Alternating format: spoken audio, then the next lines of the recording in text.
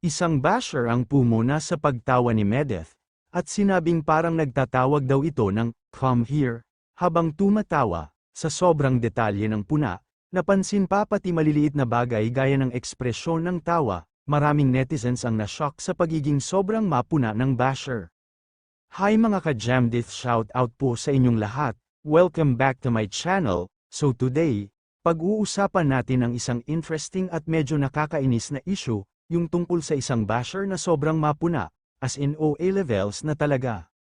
Guys, imagine nyo to, may isang video si Medeth kung saan siya masaya lang, tumatawa, enjoying the moment, pero alam nyo ba, may isang basher na napansin pa talaga yung mismong tawa niya, as in hindi lang basta napansin, kinumento pa talaga na parang nagtatawag ng "come here" daw si Medeth habang tumatawa. Grabe no, pati ba naman tawa papansinin pa? Tawa na nga lang ng tao, gawan pa ng issue, alam nyo?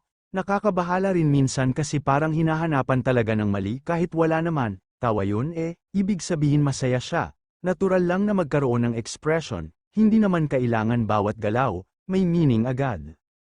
At saka come on, kung may masaya, huwag na sanang sirain ang negativity, lahat tayo may unique na paraan ng pagtawa, ng pagsasalita, ng pag-express ng emosyon, hindi na healthy pag pati tawa pinupulaan. Medyo alarming kasi parang may effort talaga na manira. Kaya sa mga ganitong moments, importante talaga na i-remind natin ang sarili natin to just spread good vibes. Kung wala namang magandang sasabihin, minsan mas okay nang manahimik, hindi natin kailangang i-point out ang bawat galaw ng ibang tao, lalo na kung wala namang masama dun.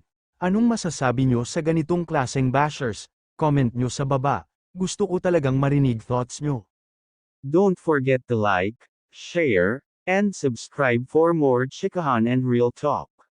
Stay kind, stay happy, and huwag maging toxic.